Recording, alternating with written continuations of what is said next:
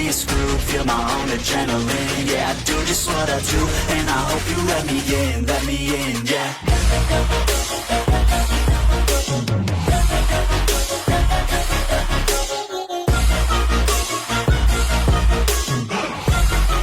Hello and welcome back, fellow anime lovers, to Cypherfics.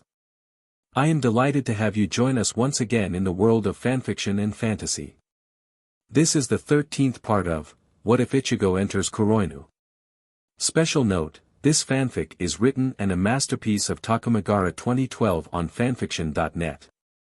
Do check and support the author too. Now smash the like, share and subscribe button for more. Also press the bell icon so that you never miss such great parts. Thanks for the introduction. Now let's dive into the world. Only a few hours had passed since he left the previous town. Eventually, he arrived in the town of Bowen. Upon arriving, he encountered a bunch of townspeople grouped up, standing in front of a group of guards, along with two others. One man was a tall, elderly-ish man, more like middle-aged. He wore a beige robe that stretched down to his ankles with yellow-green sleeves that draped over his elbows. He also wore some sort of hat or headpiece on his head.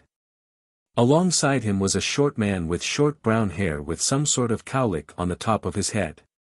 His facial appearance reminds him of a mouse for some reason.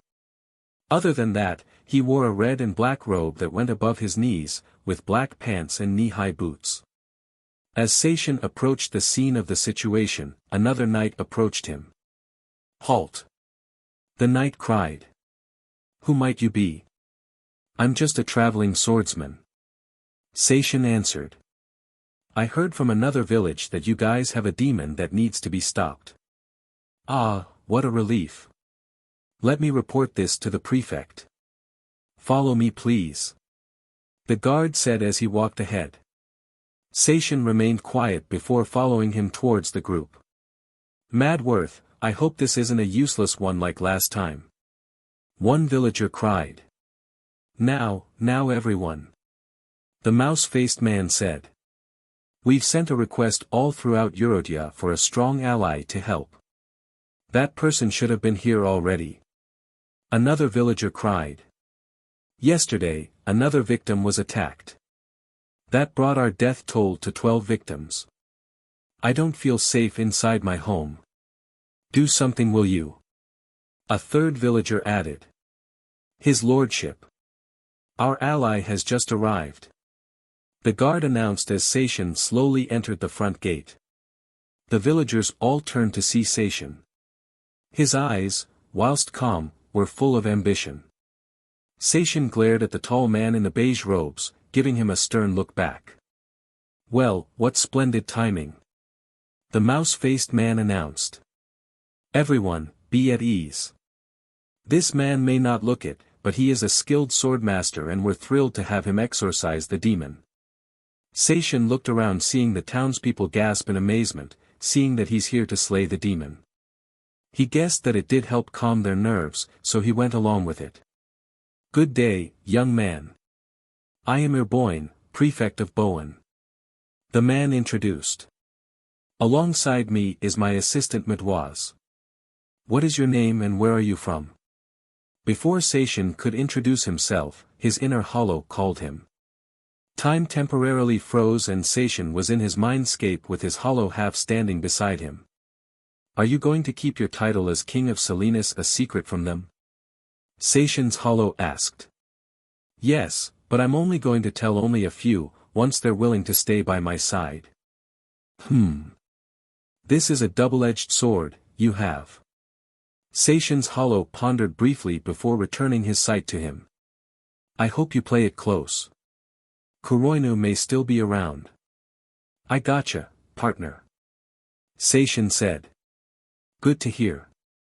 Seishin's hollow replied before the two smirked and shared a fist bump. The mindscape ended and Seishin regained his calm composure. "My name is Seishin Samuel." He introduced himself. "I'm a traveling swordsman. I've gone from village to village doing quests, defeating bandits and slaying the occasional monster. I heard you have a demon problem, so I'm happy to help. Well, I'm glad you are here. Mademoiselle said. Yes, it's true. We do have a demon problem, more specifically, a succubus. A succubus? Interesting. Seishin pondered at the surprised thought. He heard of succubi when he was looking through his computer after seeing an anime with succubi, back in his own time. Could you tell me a little more of what happened? The succubus comes out at night, eating the life out of the men in our village. Bowen explained. Even some of our recent helpers were killed by that demon. We're fortunate that you came along to help. I see. I'll do my best to help with the cause. Seishin replied. Judging by the weapon you carry, you must have come from the Far East. Bowen assumed. Did you train at a temple or something? No, I learned how to fight on my own since I was 12. Seishin answered calmly. My skills with my sword grew as I got older. I must say, you have quite the potential. Let's test it, shall we? Bowen snapped his fingers and ordered his guards to attack. Seishin's eyes remained locked on the prefect and his assistant before closing his eyes and took a slow deep breath, flicked his thumb against the scabbard of his zanpakuto before a blur of black and red was made. Seishin took a deep breath again as he returned his sight back at Bowen and Mademoiselle while he returned his zanpakuto into his sheath. Once the scabbard was slammed into the sheath, the tips of those spears the knights carried fell. Bowen and Mademoiselle were surprised at the skill he performed when he swiftly cut off the spears with ease. The prefect made a small smirk before turning to his assistant, which he silently answered with a nod. Very well, Mr. Samuel. Bowen continued. You have the job. In the meantime, while I have some other business to attend to, Mademoiselle will give you a tour before bringing you to your new room. Please call me Seishin, and thank you for the offer. The young man replied before he and Mademoiselle watched him leave. Right this way, please. Mademoiselle said as he and Seishin left the office. As he was giving him the tour of the castle, he also explained to the young man about a fight that's been going on with a rebel group led by a woman named Gladys. Seishin thought to himself, why would they fight against the kingdom? Was it for money? Was it for power? Something is amiss, were the very words. Now, let me show you to MDM Roxanne's room. Mademoiselle continued, which snapped Seishin back to attention, as the two walked through the halls illuminated by the setting sunlight. In a few short minutes, they arrived at the prefect's wife's room. I'm curious to ask, what is MDM Roxanne like? He wondered. Oh, MDM Roxanne is a lovely woman, Mademoiselle answered, but here's something you must know. She and Prefect Bowen never consummated and that they sleep in separate rooms. So he's married to her and they never had SEC. Seishin's hollow telepathically spoke to his Shinigami half. Both of them scoffed with a disappointed look on their faces. That is just unacceptable. I agree. She deserves better. Seishin answered. She deserves a better companion than Bowen. Seishin stood as Mademoiselle knocked on the door before entering. As the young man entered, Seishin gasped as he got a good look at the prefect's wife. When Mademoiselle said that she was a lovely woman, he knew it was just an overstatement. Roxanne was a black-haired beauty with light brown eyes, and has a very well-endowed figure. She wore a light purple dress that shows off her shoulders, her back and her mountainous melons. She also has a beige belt-like waistline and a pink sash that she wore behind her and wrapped around her sleeves. When she approached them, she couldn't help but smile, which in return made Seishin blush a light pink and swallow any saliva lingering in his mouth. If he could compare her beauty to any of the women in Salinas, he would definitely compare her to Celestine. Hello, Mademoiselle, Roxanne greeted him before she turned to Seishin, and hello to you as well. May I ask for your name, good sir? Hi, it's a pleasure to meet you, Miss Roxanne. My name is S.A. Seishin tries to speak with stammering over his words due to seeing such a appealing woman. He immediately cleared his throat and took a deep breath before he started over. My name is Seishin. Seishin Samyu. I am a traveling swordsman for hire. Ah, you are just a cute young man. Roxanne giggled, which made the young man chuckle. Where did you come from? I lived in the far west from here, but I recently left Salinas after defeating bandits that were taking over the place. Seishin replied, which surprised her a little. She did hear of Salinas being taken over by the infamous group KUROINU and the rumor of someone who defeated the group and saved the land. I must say that must have been quite the strong task to do. Roxanne said. You were one brave man. Hee, it means a lot coming from you, milady. Seishin replied while brushing the back of his head.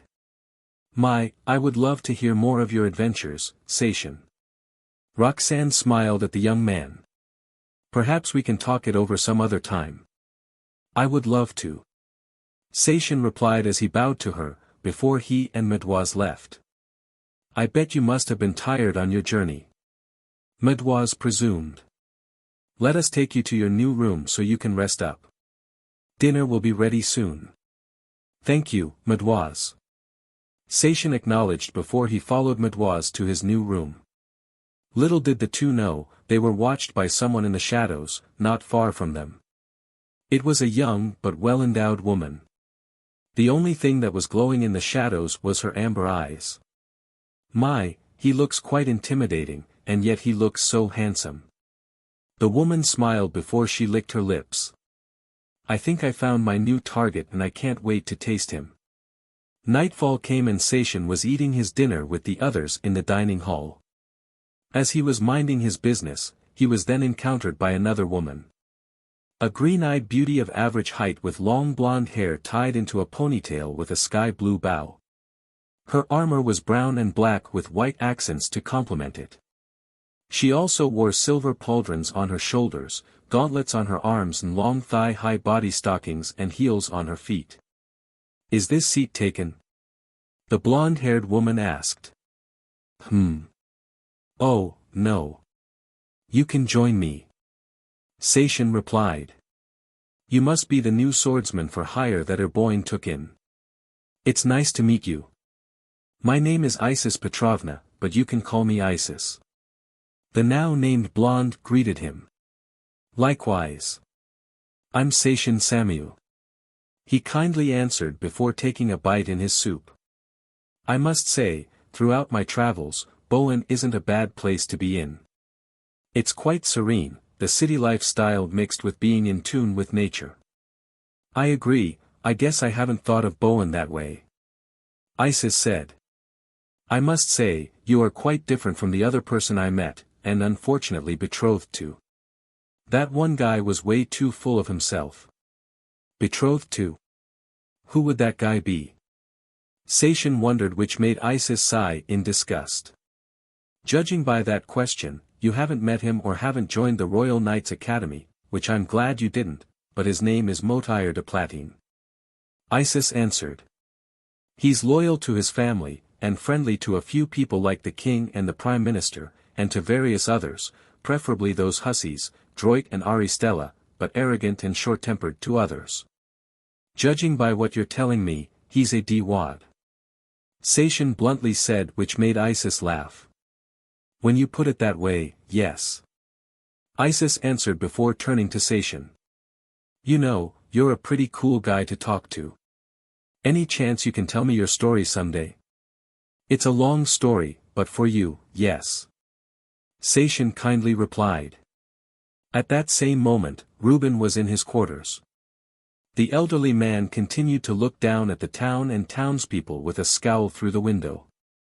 He couldn't forget the time Volt had called him, just to warn him about Seishin's arrival in Bowen. But the news about Volt's death came to him like a sucker punch to the face. Impossible. How did one man defeat Volt? KUROINU was supposed to be a powerful force to be reckoned with. So how? How did he? Reuben thought as he remembered the meeting he had with Kabuto.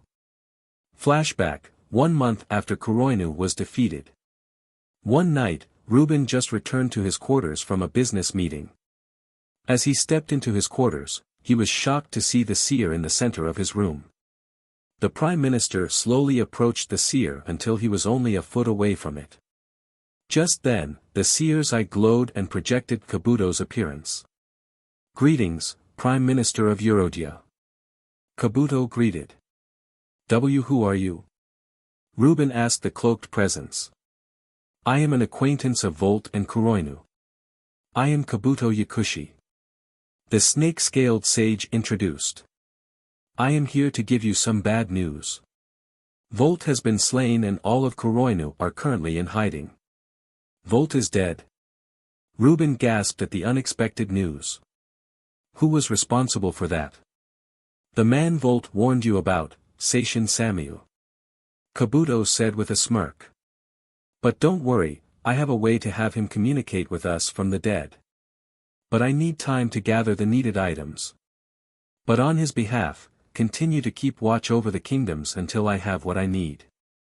Do what you have to do to keep Seishin from succeeding."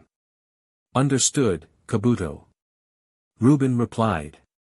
"Also, if you fail to keep Seishin Samyu from protecting Eurodia and foiling his plans, Volt won't be the one who will punish you," Kaburo said as the seer raised its tentacles before sharp blades were drawn out.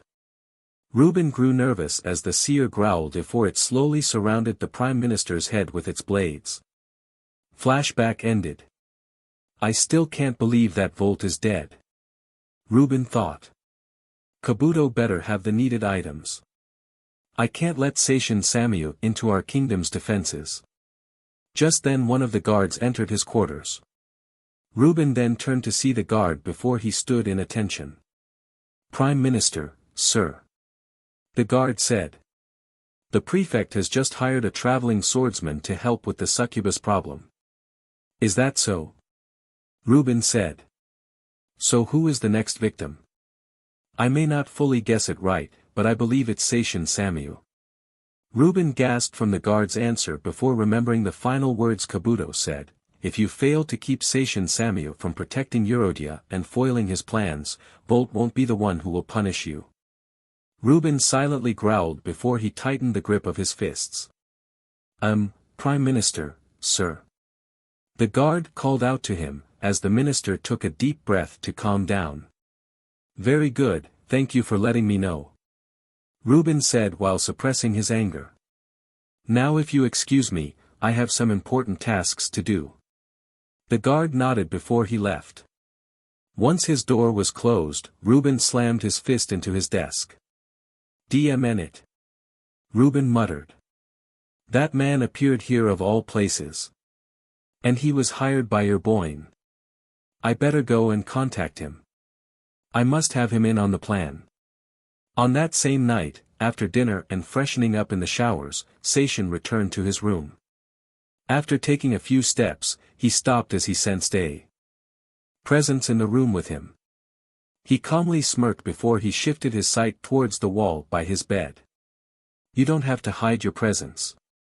You can come out, I won't harm you," Seishin said before that very presence revealed herself. Seishin blushed a dark red when he saw the succubus who attacked the 12 men those nights.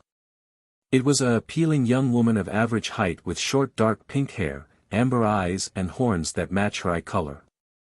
She wore a revealing dark blue leotard that did little to hide her large melons, curvaceous hips and her cute red bat wings and tail on her back. Hee. "How did you know that I am here?" the succubus asked cutely. "You must have sharp senses, handsome." Coming from a cute succubus, that means a lot. Seishin smiled. "You're the first human that ever called me cute." The succubus squealed in excitement while doing a cute bounce, which made him chuckle. "My name's Shamsil Shahar, but you can call me Shamsil, cutie." "Well, it's nice to finally meet you, Shamsil. I'm Seishin Samyu," he kindly replied. "Ooh, such a pretty name for someone like you," Shamsil said. "Your face also says a lot is coming out." "A lot of what?" he asked. "Semen," Shamsil answered before giggling. Seishin blushed while looking at her with a blushed but confused beady-eyed look. Anyway. You're the one who killed those 12 men before I got here, huh? Seishin said. I didn't mean to kill them, I just wanted to SCK a little SMN out of them. Shamsiel said as she twiddled her indexes. I see. So since you're here, you're going to SCK out mine, Seishin guessed. Hee, that's right. Shamsiel said as she leaned in, giggling and teasing her new target with a view of her large melons. Well then, come and test your luck. Seishin smirked, which surprised Shamsiel for a second before she smirked and giggled. My. You are quite the brave hero. Okay then, I'll do it. Shamsiel giggled. But if you wind up dead like the others, then I'm sorry. Don't worry, Shamsiel. I won't die so easily. Seishin said as he gave Shamsiel a calm smile and a playful wink. The young man took his jacket off and neatly hung it over the dresser. He then took his shirt off, revealing his toned chest, riddled with scars from his battles in the Soul Society. Shamsiel immediately blushed at his toned physique before she gazed at him with lustful eyes while licking her lips. Wow! He's even more handsome than the other dead villagers, especially with those battle scars on his body. Shamsiel thought. She continued to watch as he took his pants and boxers off, revealing his hum glory in making Shamsiel's mouth water. Oh, this is going to be lots of fun. Ready when you are, Shamsiel. He calmly said, snapping Shamsiel out of her thoughts. As he got on the bed, the pink-haired succubus giggled before she floated over Seishin. You're even bigger than the other males I met, Shamsiel said, feeling so eager to have her way with him, perfect to do my melons typhi. Seishin smirked as he watched Shamsiel lower herself onto his groin and sandwiched his strong iron rod between her massive melons. When Seishin felt her melons on his PP, he felt a level of softness that rivals Celestine's. Then again, this is his first time with a succubus. He started to softly as Shamsiel began to slide her melons up and down on his cannon. How does this feel, good right? Shamsiel smirks at Seishin moaning from the feel of her melons squeezing his groin so well. It feels like heaven, right? Something like that. Seishin replied, which made Shamsiel giggle. Then let's make it even better. Shamsiel said as she began to rock her body faster, increasing the pleasure he's enduring. Seishin felt his CLMX quickly coming by Shamsiel's hands, and melons, as she made a few bounces before he let out his first load like a large geyser.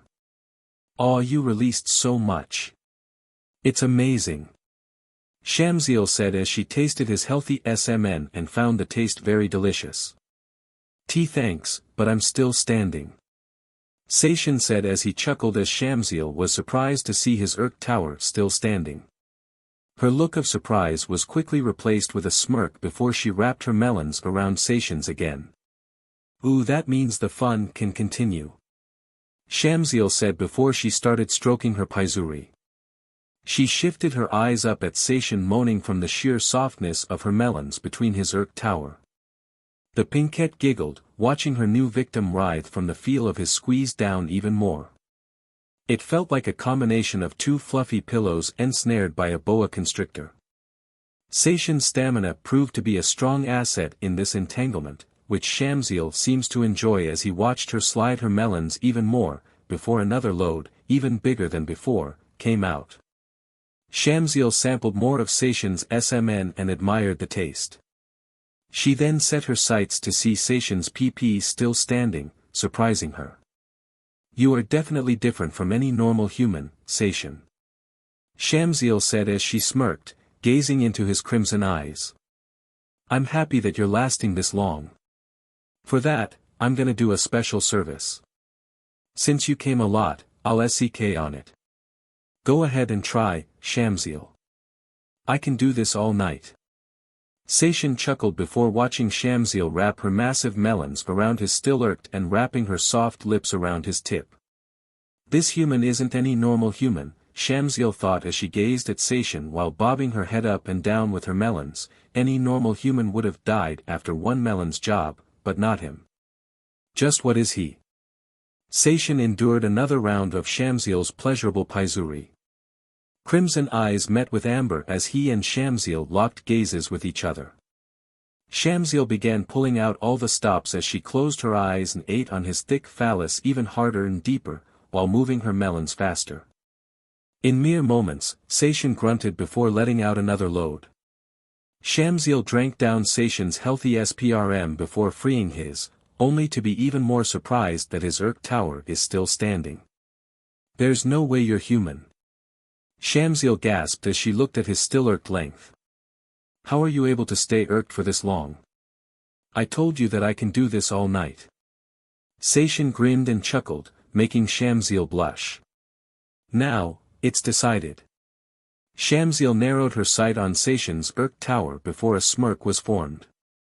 Seishin, you have an unusually high amount of SMN and stamina. Something no normal human has, and for that, I'm going to make you leak with my pages. Seishin watched as Shamsiel stood on her knees, smirking down at the unfazed Shinigami. She let her right hand down between her legs and moved the fabric to show him her smooth pink slit. You might die instantly once I insert it. Either you are lucky, or you're just strong, Shamsiel continued before she lowered herself down on his tip. Hee, can't it be both? Seishin asked rhetorically, which made Shamsiel giggle before sliding all of him inside her tight pink cavern. Seishin felt how pleasurable her tight slit, he even felt his stamina fading after feeling something so tight, even tighter than Kachu's, Celestine's, or either Chloe, Olga or Evelyn's. My demon pee-pee's the best. Even better than any woman. Shamsiel boasted. Let's see how much stamina you have left after this. Shamsiel smirked as she began bouncing on Seishin's Urk tower. Her amber eyes gazed down at Seishin as he endured Shamsiel's tight CNT with his eyes closed. We'll just see. Seishin said before opening his eyes, and to Shamsiel's surprise his right eye turned black with a glowing red cornea. With Shamsiel being off guard, Seishin immediately groped her right BRST before a swirl of red, black and blue Ryatsu seeped out of his palm and sent shocks of pleasure all through Shamsiel. What's going on? What is this feeling? Shamsiel gasped as she felt his strong spirit energy overwhelm her. My hips, they're moving on their own, and my tips, they feel so wonderful. The succubus gasped and moaned from the feel of his spirit energy, giving her waves of pleasure she never felt before, with her picking up the pace while Seishin immediately began thrusting inside her. Seishin pulled the straps on Shamsiel's dress to the side, exposing her melons to him, before GRPNG them again and sending more of his spiritual pressure. I can't believe that a human's making me leak. Shamsiel moaned so lewdly. A demon shouldn't leak from a human's PP. Almost there. Seishin thought as he continued his reversal on Shamsiel.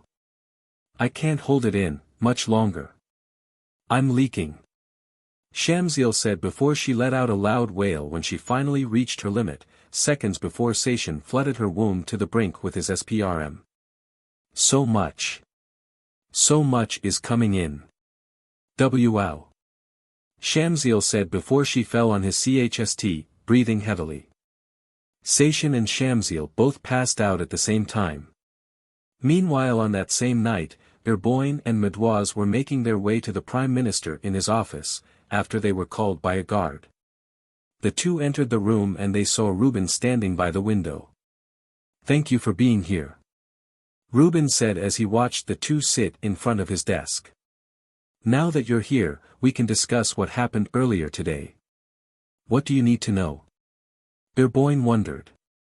We both know what we need to do anyway. That's good to hear, but there's more. Ruben continued. It's about the man you hired. Are you talking about Seishin Samu? Bowen questioned his response while wearing his stern look on his face. I'm well aware of him. So you know of KUROINU defeated by that man? Ruben asked as he glared back at Ruben. Yes, of course.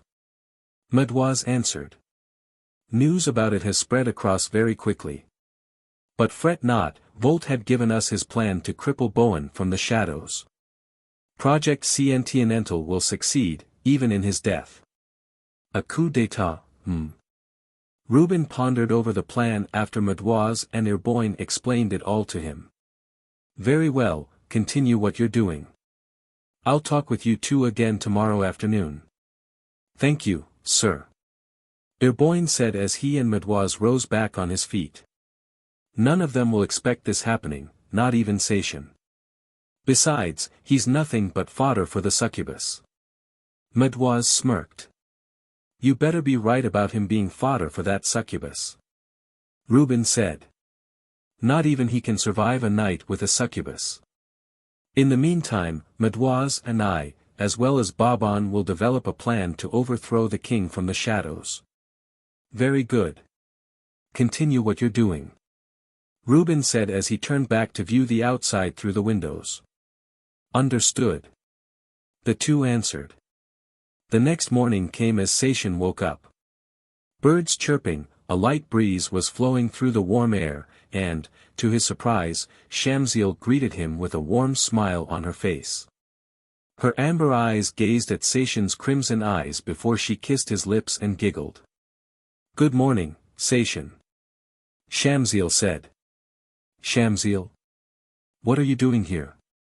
Seishin wondered. I decided to stay with you, Seishin. Shamsiel answered. I really like you, and I really underestimated you. You were the first human to make me leak like that. It was the most exciting thing that happened to me. That is why. I'm gonna be your SEC SLV. Instead of a SEC SLV, because I know you're more than that. How about you being my familiar? I'll be your kind and caring MSTR, giving you lots of pleasure whenever you want. Seishin asked, which surprised Shamsiel. She thought about it for a few seconds before she hugged him with his face in her melons.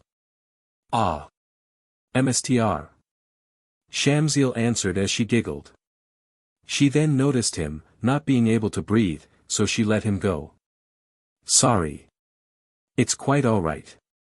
Also, there's something else you should know. Seishin said. You heard of the rumor of a cloaked man, who defeated Volt and KUROINU? Yeah, I heard from others. Shamsiel replied before she gasped when she saw him smirk. Wait, could that be you?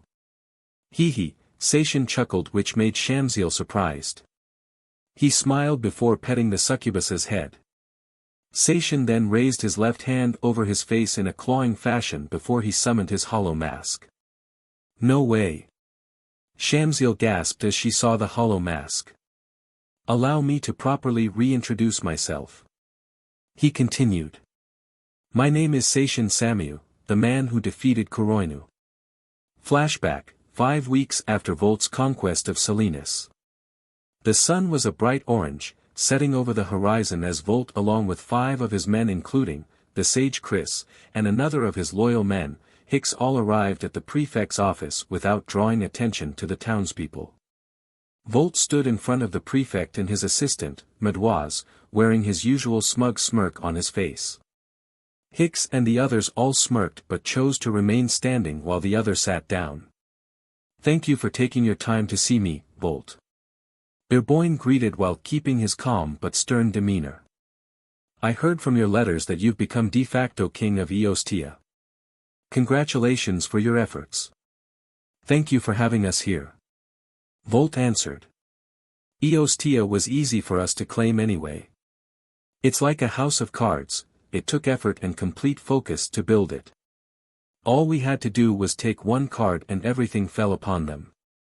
And as an added prize, we have the Dark Elf Queen and her loyal knight, and every princess in each of the districts as our trophies. Volt's trophy was the pure elf goddess, Celestine. Hicks added. I see, job well done, Lord Volt. Bowen complimented. Tell me, do you have any plans now that Salinas is in your hands? That's a good question, Prefect. Volt pondered over the thought for a moment. I'm thinking about expanding our conquest for quite some time, and I think it's time to start it. Since I renamed Eostia, Cantory, I decided to call this new project, Project Continental. That's quite interesting of a plan. Can you elaborate it for me a little more? Mademoiselle asked the mercenary leader. Where would you expand your conquest to, and how far will it go? I have a few ideas. Volt thought aloud. I have a few areas that I can expand my conquest at. I'll also add a few other people to join my cause. One location would be Dragondala, home of the dragons. Lawrence is a powerful king of Dragondala and his son-in-law Jindrak Himi. Those two may not be easy to break, but if I can find his wife Nina and her daughter, Kachu, then we may have a chance.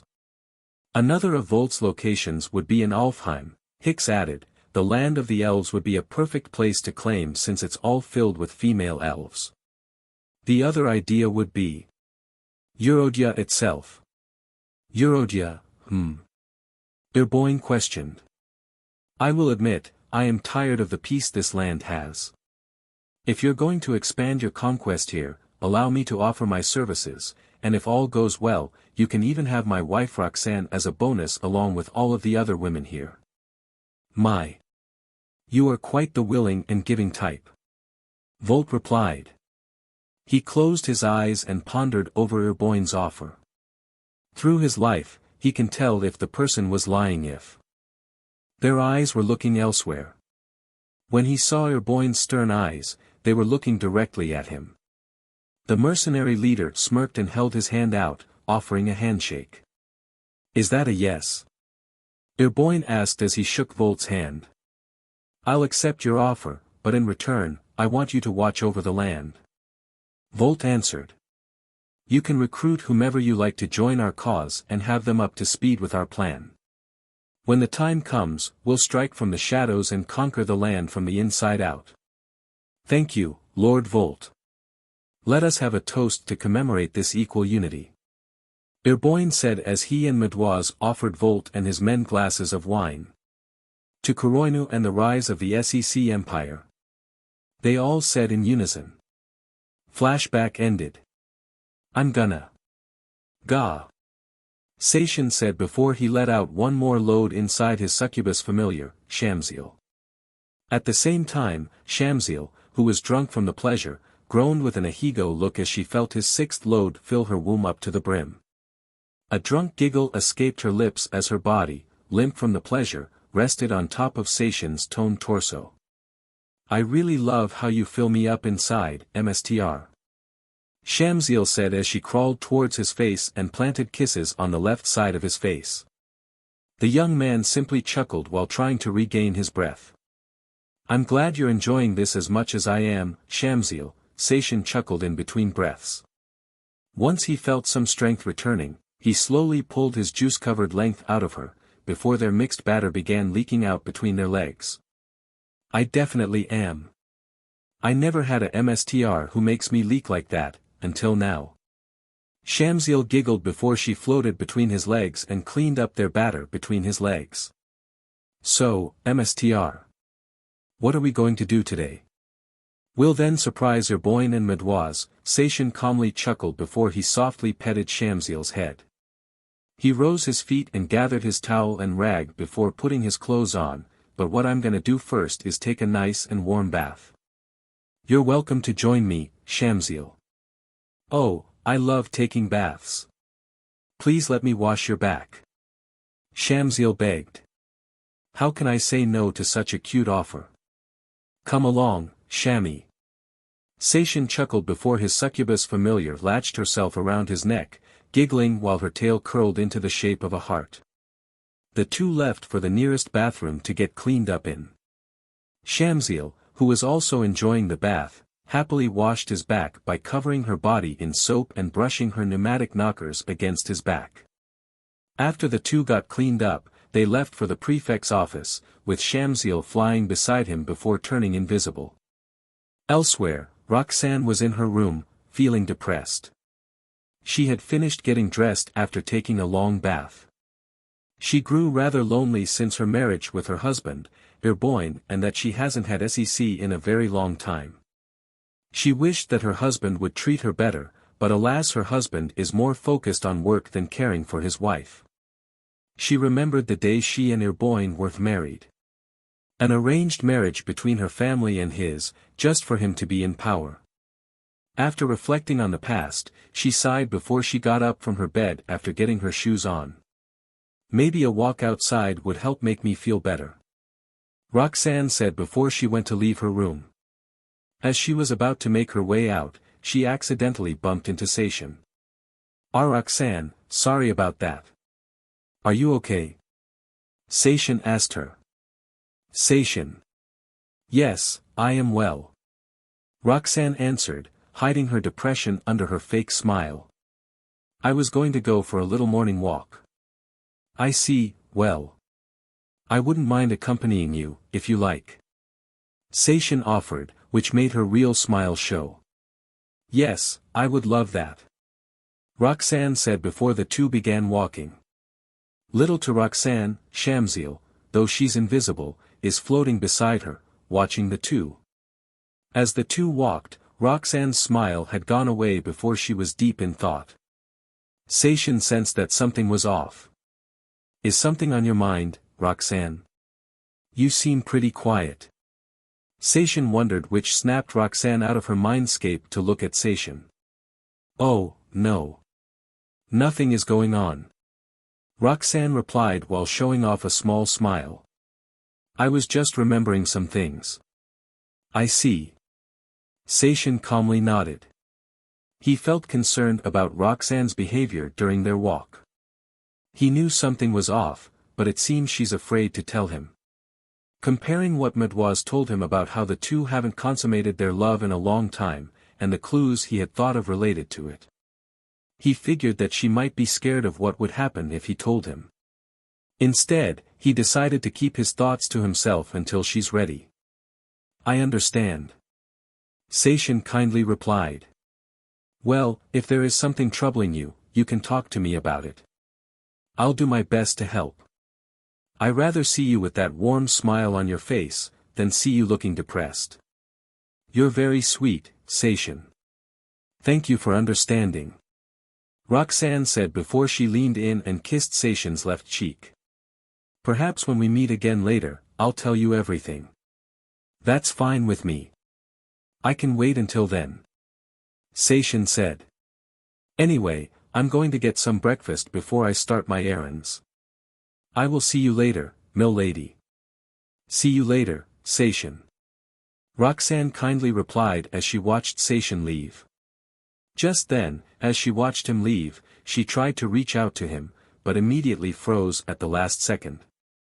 As she watched him, a new feeling came over her. A dark red blush appeared on her face as she felt something she hasn't felt in a while since her marriage, love. Shamsiel, who was floating above the flustered wife, a smile was shown on her face. She giggled before turning to Seishin, who was heading through the food market. She then turned invisible again before heading toward Seishin. Elsewhere, Isis was walking through the food market, heading her way to meet the Prime Minister for an important task. As she walked through, she encountered Seishin as he was purchasing a small fruit basket, filled with different kinds like grapes, apples, oranges and even sliced pineapples. She smiled as she approached him. Hey, Seishin. She called out, getting his attention. Isis, hey. He greeted her back. What have you been up to? I'm just heading to the Prime Minister's office for an important task. Isis answered.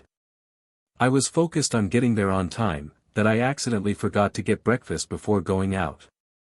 Well, I can't have you go over there on an empty stomach. So, here. Seishin calmly smirked before he bought her a small fruit basket. He then gave it to her, which surprised her. Ah, thanks Seishin. Isis shared a warm smile before she embraced him in a hug. I definitely need something before meeting the minister. As for you, where are you heading to? I'm heading to the prefect's office. He answered after taking a bite of his apple. I'm going to report to him that their demon problem has been resolved. That's great to hear.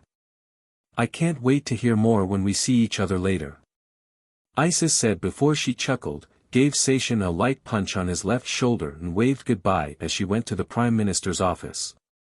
Just then, he heard a scream nearby, on his right. He turned to see a female merchant being harassed by an overweight man with blonde hair shaped into a bob cut that reminds him of the fairy tale Hansel and Gretel. I want my lollipops. I demand you to being me more. The bob cut man said. We're still waiting for that shipment to get here. The female merchant answered. Can't you wait until they get here? I hate waiting. I want my lollipops now. The man exclaimed before planning to seize them for treason. Seishin scowled before using his flash step to appear between them, immediately interrupting them. Okay, fatso. Either you need to learn to wait, find something else to buy, or run to a nearby candy house in the middle of the woods. Seishin said. Fatso. The man growled at Seishin's witty wordplay. I am Prince Boban. Just who the hell do you think you are, insulting me like this? A prince, With the way you're acting, you're more like a little kid than a mature prince. Seishin rebuked, making the prince scowl. As for who I am, it's none of your business. When the merchant said that she's waiting for the next shipment, then the mature thing is for you to wait. If you don't like waiting, then why do you even call yourself a prince who doesn't have any manners? You rotten little. Wait until I tell my father about you, you low-class swordsman. Boban growled before he stormed off. Both Seishin and the merchant sighed in relief, now that things have calmed down. Thank you for saving me from that guy. The merchant said, which Seishin kindly gave her a thumbs up. That guy's Prince Boban. He's the son of our glorious king, Hegel I. Unlike the king, Bob only cares for himself and his obsession for candy. Heh, go figure. Seishin smirked. At least you're okay, now. I am, thanks to you. The female merchant said. Anytime you want candy, just come by. For you, it's on the house. Thanks, I'll probably swing by sometime. I'll see you later. Seishin replied as he waved at the merchant. A calm chuckle was made as he was making his way for the prefect's office. Along the way, Shamsiel appeared beside him, clinging to his left arm, while listening to some funny moments during his time in Salinas. Shamsiel and Seishin shared a laugh together, despite some of the townspeople as well as the guards were left with shocked looks on their faces. Even the prefect and his assistant were shocked to see Seishin alive, and with Shamsiel beside him. Is that really the succubus who killed 12 men? Bowen, along with Mademoiselle were left speechless as they were looking at the very succubus who killed those men before hiring him. That's right. Seishin answered. She promises that she won't be doing it again. I trust her. I may trust you, but I don't trust the word of a demon.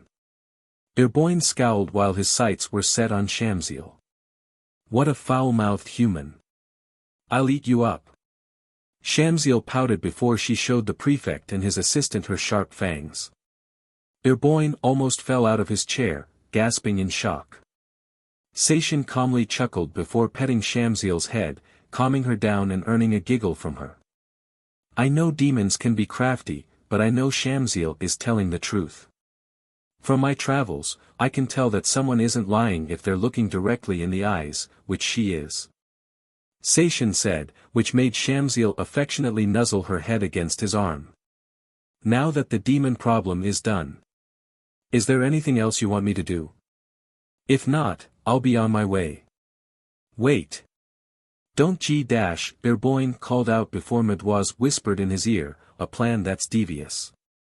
A smug smirk was made inconspicuously hidden behind his hands. Seishin's eyes caught sight of Mademoiselle whispering and Bowen's facial expression, which also caught his inner hollow's attention as he appeared beside him in his astral form, and mentally communicated with him. Something is off about those two. Seishin's hollow said. Yeah, I already knew from the first moment we met. Seishin agreed. However, I have a feeling they knew about me and my actions in Salinas. We must be on our toes. Seishin's hollow said before he sensed something in Bowen. A smirk was then shown. Actually, we won't be needing to worry about it anymore. How so? Seishin asked. You sensed something in Bowen? Yeah, but it's best you should see it for yourself when the time comes, and believe me, it's very soon. Seishin's hollow answered before he returned into his inner world. Seishin, I will trust the demon's words that she won't bother anyone else anymore. Bowen calmly nodded before taking a deep breath. There is one other thing you can do, and I do want someone as skilled as you can handle. I want you to be my wife's bodyguard. Bodyguard? Seishin questioned. Yes, her bodyguard. Bowen answered. She'll be departing from here this afternoon. I don't want anything bad to happen to her while she's out.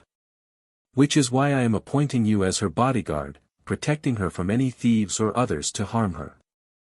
I would give the job to one of my guards, but seeing that you stopped the demon, and displayed your skills in our first meeting, I think you would be a better candidate for the task. Very well, I'll accept the job.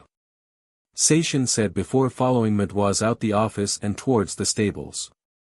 While the mouse-faced man was setting a horse for Seishin and Roxanne, he gave Seishin an abridged version of the briefing of his role as bodyguard. At the same time, Shamsiel was floating above them while remaining invisible. I trust that you'll take good care of her, Seishin. Mademoiselle said to him. She has been in celibate for a while, so we'll need you to take care of that other task as well. Why do you need me for that task? Seishin questioned him. Let's just say it's her womanly needs. Seishin scowled at Mademoiselle's sheepish chuckle. There was something odd about the mouse-faced male's cryptic clue that he's not telling. Instead of wondering, he decided to roll with the punch and find that out himself. Hello again, Seishin. A familiar voice called out to Seishin. He turned around to see Roxanne approaching him. Her kind and everlasting smile was radiant as her beauty under the afternoon sun. He smiled before waving at her. Good afternoon, Roxanne.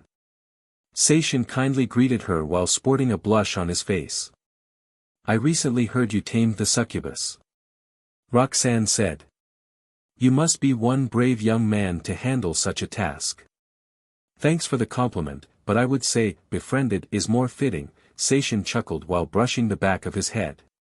Shamsiel, who remained invisible, giggled at her MSTR's kind hospitality. She knew Roxanne has a huge crush on Seishin. Looks like Roxanne's in love with Seishin. Shamsiel thought before she let out a giggle. I won't mind sharing. Besides, finding a man like him is a rare catch.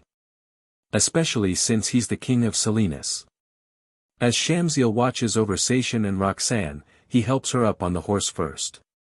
He then got on afterwards. Shall we get going? He kindly asked. Yes, Seishin. Roxanne giggled before Mademoiselle called out to them, while holding 2 glasses as a bottle of wine. For you too, a drink before your journey. Mademoiselle said. He poured the wine in the 2 glasses before handing it to them before leaving.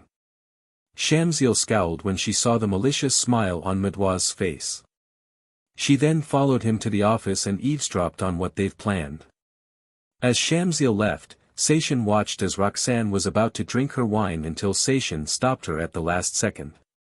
Hold on for a second, Roxanne. He said before he sniffed the wine in their glasses and caught a faint but different odor mixed with the wine. It's best we shouldn't drink it. Why not? Roxanne wondered. Back in my day, I learned to indicate if the drinks were tampered or not, and this wine has been tampered. Seishin said as he disposed of the wine in the grass. I didn't know. Thank you for that, Seishin. Roxanne smiled at him, making the young man blush. Why, you're welcome. Seishin chuckled as he brushed the back of his head. Come on, let's go. As Seishin and Roxanne left the stables, Shamsiel, while invisible, followed Mademoiselle to the prefect's office. She floated above the room and watched what happened. I served them the PHRDS. Mademoiselle reported to her Bowen. Good work. Bowen replied. All that remains now is to observe the infidelity, and then ask for a divorce. And soon, the Knights of Oto will be Volts. Mademoiselle added with an evil laugh following after. Bowen calmly wore a smug smirk before he placed his hand on his chst. Shamsiel believes that Bowen has a weak heart and could give out any moment. Once the two left, Shamsiel reappeared and looked in his desk, finding a pack of important papers he kept inside. Shamsiel grinned as she found what she was looking for. Secret, discovery. Shamsiel cried. Elsewhere, Seishin and Roxanne were on their horse, riding up the hillside. Seishin was in control of the horse, monitoring the area, while Roxanne hugs him from behind, pressing her melons against his back. The young man tries to remain calm, before checking on her. Sweet Cammy, her melons are soft, Seishin thought while focusing on the road. Geez, they're just as big as Shamsiel's. You alright, Roxanne? Seishin asked. I'm sorry, my chst hurts. Roxanne said. It's okay. We'll rest here for now. Seishin said with a warm smile on his face. Thank you, Seishin. Roxanne replied before the two stopped at a cliff with a large clear view of the land. Seishin then ties the horse to a stump before feeding it with a few apples. Just then, Shamsiel appeared out of her invisibility and floated beside him. As he looked to see her, she wore her proud smirk on her face. Something tells me you found something good, Shamsiel. Seishin said. That's right, Mstr. Shamsiel cheerfully answered. A while after you left, I kept a close eye on the two humans you talked to before, and I found something you might like. Shamsiel pulled out a rolled-up parchment and handed it to him. Seishin took a moment to view it over as Shamsiel continued explaining. The nobleman, Bowen. He was planning something awful behind you and Roxanne. She added. Thank you for looking out for me, Shamsiel. Excellent work. Shamsiel gasped and giggled, before she latched herself around his neck. Anything for you, my handsome Mstr. Shamsiel replied. Do I get a reward? Of course. Seishin chuckled before planting an embrace on Shamsiel's lips for a few seconds, leaving the succubus blushing. The rest of your reward will be later tonight. Ah, you're the sweetest, Mstr. Shamsiel said while sporting a blush on her face. Just then, she leaned into his ear and whispered. I won't mind sharing with the other girls who will fall for you, as I am. Seishin sported a smile and a blush on his face before kissing Shamsiel again and petted her head once more. Seishin. Roxanne called him. At that moment, Seishin approached the young woman on the other side of the tree, while Shamsiel was already invisible. Yes, Roxanne.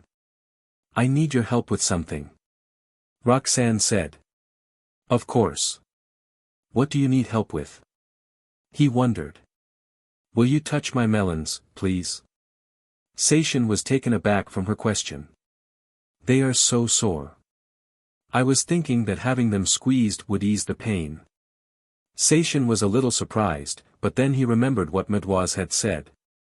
She has been in celibate for a while, so we'll need you to take care of that other task as well. I figured as much. Seishin thought as he sighed. Seishin, I know you're a swordsman for hire, but do you intend to abandon a damsel in distress? No, I would never. Seishin knows that she wouldn't leave her like this. Roxanne's in pain and she needs help. Seishin looked at Roxanne and smiled. I'll help you. Seishin watched as Roxanne bent over with her hands on the tree. He got behind her and gently grabbed as much of her melons as he could, making her and her body tremble a little. Squeeze them harder please. Roxanne asked him, which he did. Roxanne began to a little louder, which made Seishin worried if he was hurting her. Sorry for making such naughty noises. Roxanne said as she turned to look at him with an innocent look on her face. It's okay. I'm just worried if I'm accidentally hurting you. Glad I'm not. Seishin said with a happy chuckle. You're very kind, Seishin. Roxanne smiled as she felt the pain going away. Please continue. Okay. He answered before he resumed massaging her melons. Just then, he felt Roxanne grinding her rear against his crotch, accidentally getting it irked. Wow, she's really getting turned on by this. Seishin thought.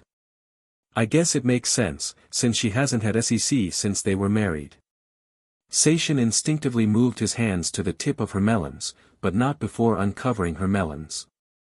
As he massaged the tips of Roxanne's melons, he was surprised to see her lactating. Why yes. Milk is coming out. Roxanne moaned before telling Seishin to continue.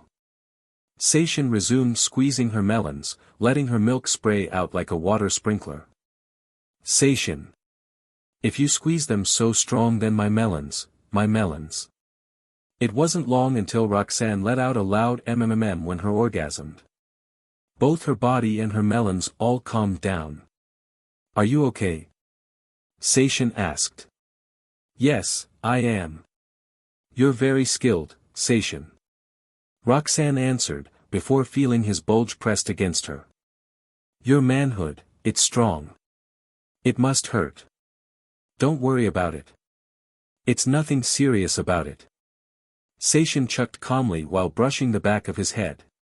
Seishin, if you are hurt, then I must tend to it. Roxanne turned, facing Seishin's crotch, while getting on her knees. Seishin immediately blushed a dark red. I can't help watching you suffer after you helped me. Please, let me repay you. Roxanne began to undo the fabric on Seishin's pants, before his thick member popped out. Roxanne was at awe at his size before wrapping her massive melons around his member. She then began to rub her melons up and down while eating the tip, making Seishin and grunt with his back arched against the tree. My lady, we shouldn't be doing this. Seishin said as he tried to fight off the pleasure. You are wounded, Seishin. Please let me heal you. Roxanne continues to lick Seishin's member while rubbing his. The pleasure was too much for Seishin, especially since he's gullible when it comes to paizuris. Please forgive me, Seishin.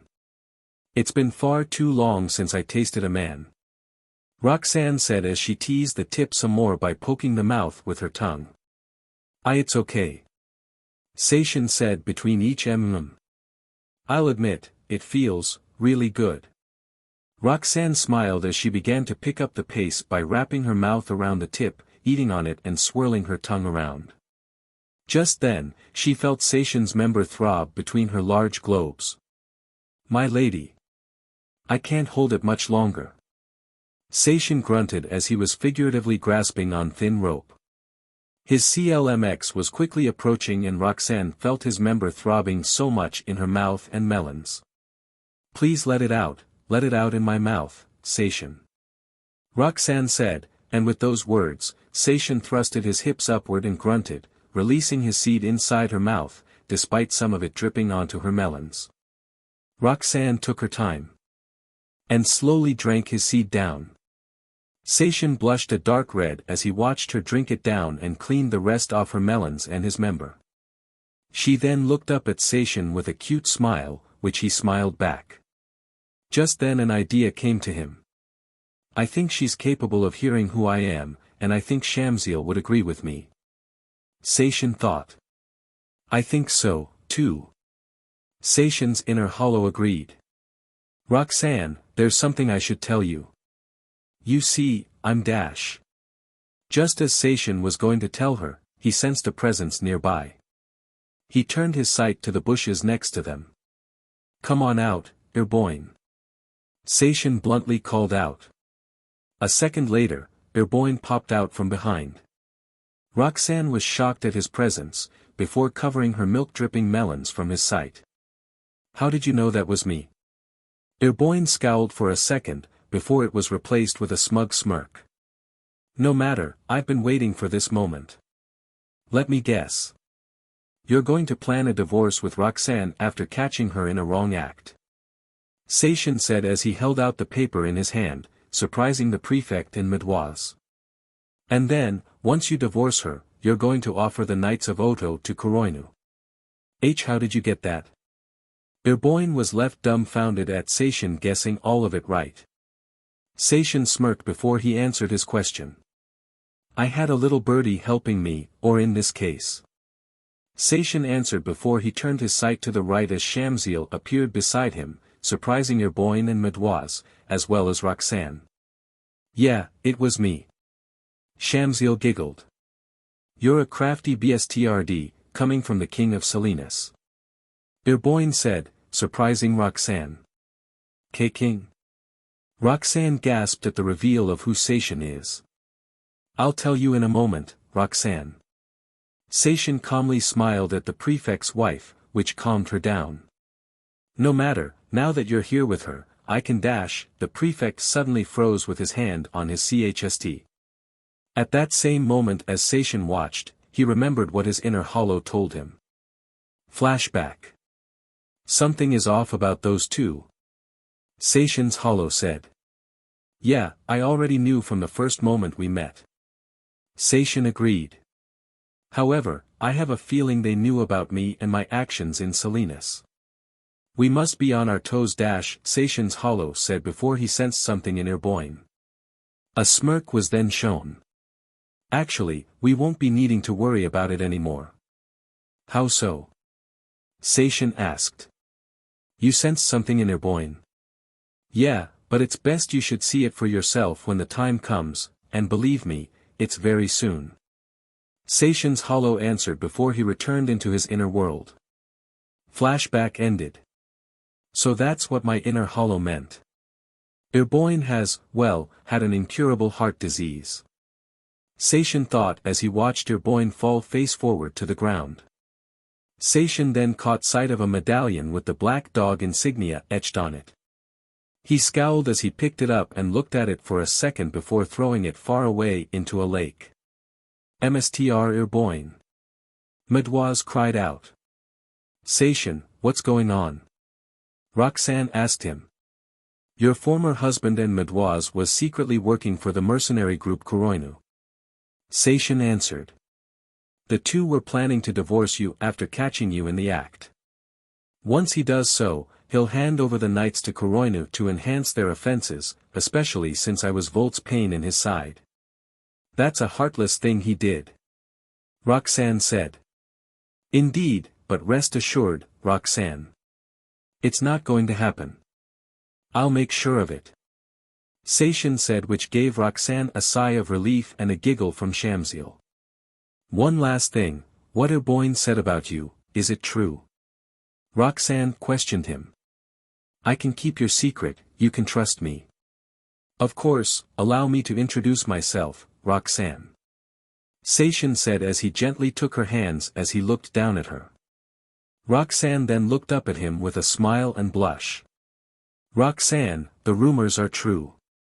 My name is Seishin Samio and I am the new king of Salinas, as well as the one who defeated KUROINU. Roxanne was amazed that she's with the very man who defeated KUROINU. Tears ran down her smiling face before she embraced him in a hug, happy that she's under his protection. Seishin, what will we do with Mademoiselle? Roxanne wondered. Simple, if he was with Bowen for some time, then I got questions he needed to answer.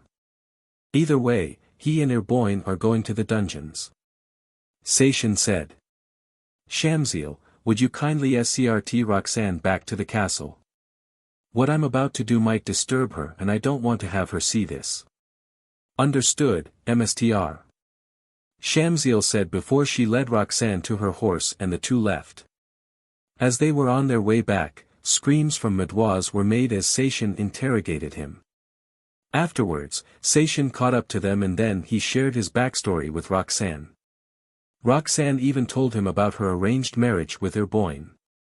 Seishin felt sympathetic for her hesitance, but proud that she shared something so personal. He even offered her an invitation to the Royal Knights Federation, which he's one of the leaders. Roxanne immediately and happily joined. Moments later, Mademoiselle was in the dungeons with the now dead Bowen. At the same time, Seishin told Roxanne what he got from Mademoiselle. A plan involving Bowen and of course, Prince Bowen. Seishin, Shamsiel and Roxanne were in the prefect's office, preparing for the counter-coup d'état. Do you think he'll fall for it? Roxanne asked them. Don't worry, he will. Shamsiel said before asking Roxanne back. Did you contact the soldiers? Yes, I did. Roxanne answered. They're on their way as we speak. Excellent. Seishin said before he drew his zanpakuto out. Roxanne, you and Shamsiel go and hide. I'll handle the rest. Okay, good luck Seishin. Roxanne smiled before giving him an embrace on his cheek. She went to find another room before watching Seishin summon his zanpakuto Rednova and, while holding a few strands of Bowen's hair, used Hano Kuran on himself, taking on the form of the late prefect. Once Roxanne was safe in another room, Bowen and a few of the guards arrived at the prefect's office, where Seishin awaits him. At the same time, Shamsiel used her magic to see what's going on in the other room. Greetings, I am Lord Bowen. Seishin said while under disguise. If I start a rebellion, you will let me side with KUROINU, correct? Bowen asked. That is correct, my prince. Seishin answered with a brief nod. KUROINU with the Bowen Empire will rule the world. That I am certain. That's good. After all, Oto's knights are far from popular. Bowen answered with a haughty laugh before eating his lollipop. If Bowen were to join the rebellion, Oto will surely panic. Please give me proof of your word. Seishin said as he offered him the contract. You will profit. Bowen said. Once I am king, I will make you my chief confidant. Thank you very much, my prince. Seishin said. By the way, have you heard of that man, Seishin Samu? I had recently met him. Bowen answered. That bstrd had insulted me greatly. Once I am king, he'll be the first to be beheaded. What kind of face does he have? Seishin asked. It's an easy answer. It's a face only a mother would love. Bowen answered before he watched Bowen chuckle. You baka. Do you mean something like this? Bowen watched as Bowen snapped his fingers before he was enveloped in flames before revealing his true self. Bowen was shocked that it was Seishin behind the disguise. The guards were about to draw their swords before. Beikado number 30. Shitatsu. Sansen. Seishin was quick on the draw as he used his Kido to pin the guards to the walls before they drew their swords out. Seconds after the Bowen guards immediately came in and surrounded Bowen. Roxanne and Shamsiel joined Seishin afterwards. He then held the contract out in front of them. This man and Prefect Bowen had set up this foul conspiracy. This conspiracy will now be undone. Take this fat man to the dungeons. Seishin, you commoner. Bowen cried in anger. That's unfair. Bowen, you're the unfair one. Siding with KUROINU over your own father. How utterly disrespectful. You don't deserve to claim the crown. Seishin rebuked before he took the crown off his head. Your father will hear about this. Oh, and by the way, it's king. As in king of Salinas. No way, you're the rumored king people's been talking about. Bowen gasped in shock as he was pulled away by the guards, screaming and shouting. How was that? Seishin asked as he turned to Shamsiel and Roxanne. Shamsiel giggled before wrapping her arms around his neck, hugging him. Roxanne felt a large relief wash over her as she looked at Seishin, chuckling with Shamsiel. The prefect's wife, now a widow, smiled as she walked over and hugged the young man. He also sensed his inner hollow calling him telepathically. He smirked when he told him a little tip before his right hand felt something in his right coat pocket. Give her the gift, after giving her a night to remember. His inner hollow said. Later that same evening, Seishin and Roxanne just walked into her room. The young woman had herself wrapped around his left arm, clinging to him like a little child and her teddy bear. The young man yawned, feeling a bit fatigued, but still got some energy to spare. You must be tired, even after all that's been handled today, huh? Seishin rhetorically asked. Yeah, I am a little. Roxanne answered. Just then she let go of Seishin's arm before hugging his waist. Seishin. Sorry, King Seishin. Just call me Seishin. Seishin chuckled while brushing the back of his head. Roxanne giggled at his answer. Sorry, thank you for being there for me, when I needed someone. Roxanne said looking at his red eyes. I'm happy that it was you. You're very welcome, Roxanne. I'll see you in the morning, okay? Seishin said as he was about to leave until he felt her tightening her hug. Seishin anticipated that she wouldn't let him leave. Seishin, please don't leave me alone. Roxanne said, which Seishin turned to face her. Seishin, connect to me. Seishin blushed at her request, seeing how much she wanted him. The young man couldn't say no to someone like her. He smiled warmly before nodding. Minutes later, their clothes were all over the floor, and the two were on the bed, fully naked, with Roxanne on top. Seishin blushed a dark red as he gazed at her beauty, as well as her large melons hovering over his face. At the same time, Shamsiel, who is currently invisible, was floating above them, enjoying the view. Seishin. I haven't felt loved in such a long time and I'm happy that you are here with me. Roxanne said, making the young man smile. Go ahead, SCK on them. Seishin calmly nodded before he began eating them lightly, starting with her left NPL making her MMM. After a few seconds, he moved to her other BRST and gave it the same attention. His eyes were locked on Roxanne moaning so shyly from the feel of his gentle licks. And no, Seishin, SCK them harder, please. Roxanne begged, which he nodded. He planted his lips on her right BRST before pulling back a bit, making her MMM a little louder than before. My lady, you really do like your melons being played with. Seishin calmly chuckled while gazing in her eyes. Yes, it feels great. Roxanne smiled back at him. Please SCK on them more. As you wish. Seishin answered before he planted his lips on her left BRST again, eating on it harder like before while his left hand massaged her right. As he continued eating on her left BRST, he felt the sweet flavor of her BRST milk on his tongue. The taste was so sweet, it's addicting. He hadn't tasted such a sweet flavor since he tasted Evelyn's milk. Seishin continued to drink her milk while she felt such pleasure rushing up and down her body, something she hasn't felt since her marriage with her Bowen. Seishin, you're drinking my milk. Roxanne said with a smile on her face. It's delicious, Roxanne. Seishin said with a smile on his face. The two locked gazed at each other before he took both of her melons in his mouth and resumed drinking her milk again. Roxanne began to MMM even louder, from the feel of Seishin drinking her milk. Seishin, if you keep eating on them. I'm. Roxanne couldn't finish her sentence, due to the sheer pleasure she received. Roxanne reached her orgasmic CLMX from Seishin drinking her milk. Before long she collapsed on top of him, only to feel his hot tower brushing against her pink folds.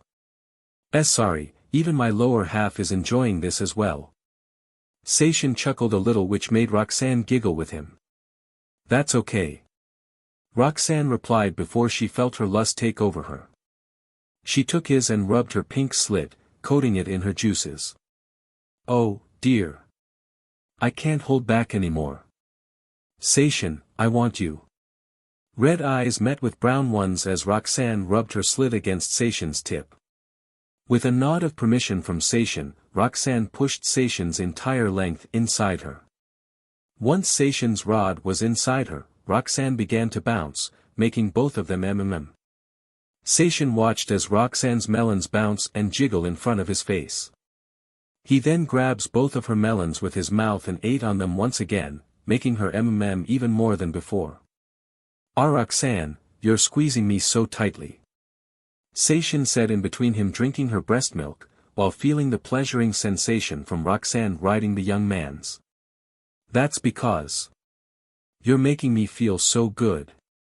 You're eating both my tips at once while I'm riding you," Roxanne replied as she watched him drinking her milk so much. True, but at the same time, melons meant to be pleasured simultaneously. Seishin answered back, making Roxanne smile once more, before she felt Seishin's strong member going harder and faster inside her. "Seishin. This feels so good. I may never want to let you go," Roxanne said in between her moans. Her love juices continued to stream down Seishin's meaty PP as both of their hips clashed. Though the two enjoyed their night, they knew that it was about to end soon, as the two felt their releases quickly approaching. "My lady. I'm about to leak," Seishin said in between his moans. "Then leak, leak," Roxanne replied in between her moans. "Leak inside me, my king." The two sped up their movements while feeling their releases reach their peak. With one last move from Seishin, the two moaned with their backs arched against each other and Seishin flooded his hot milk inside Roxanne. Roxanne felt the euphoria from their pleasure-filled moment as her body trembled. Her muscles gave in and she collapsed on top of Seishin once more. "My king. My HRM king, you were wonderful," Roxanne said blissfully. "So are you, my lady." Seishin smiled as the two gazed at each other. "You have such a appealing voice when you're moaning. King Seishin.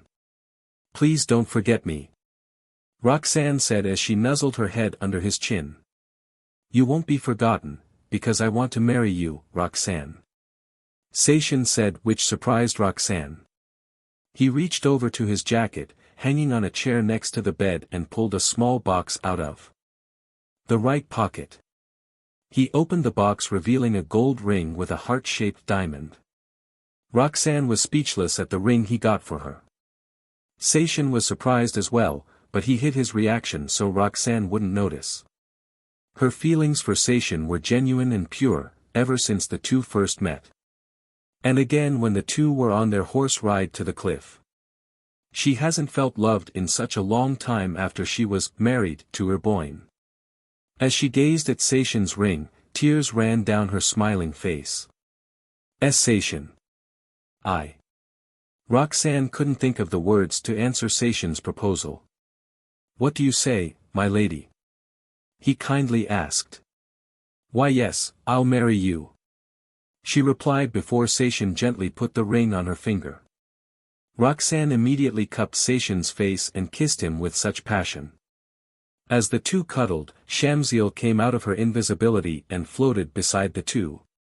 The one thing the two noticed were Shamsiel's legs dripping with her love juices. Seishin knew what she wanted. "Mstr, I'm ready for my reward." Shamsiel giggled as she showed him her massive melons. "I hope you got plenty of stamina and SMN. I won't mind doing it again with you, my handsome king," Roxanne added with a giggle.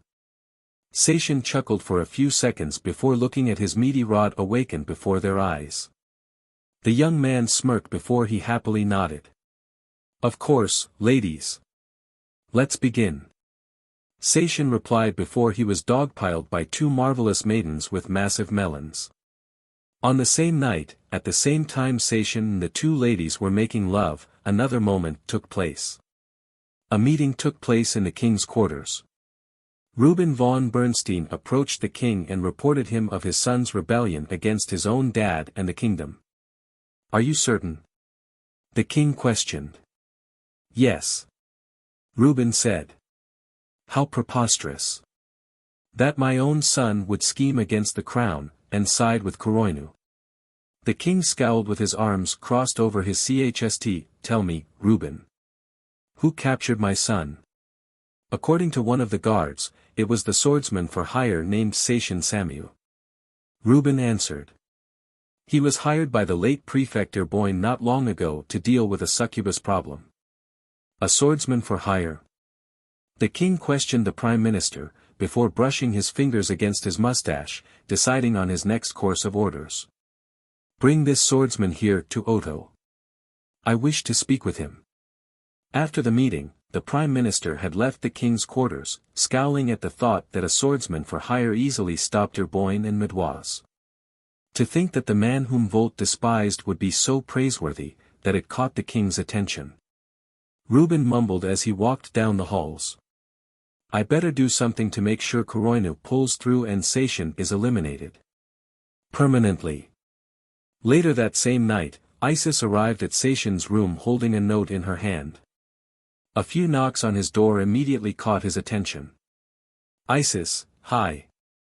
Seishin greeted her. Hey, Seishin. I got a surprise for you. Isis said, which got his attention, until she pulled out the note for her to read.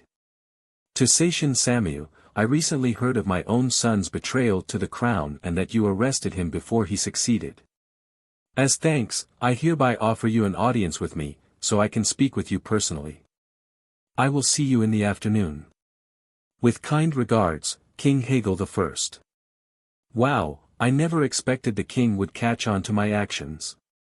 I was just doing a random act of kindness. Seishin said.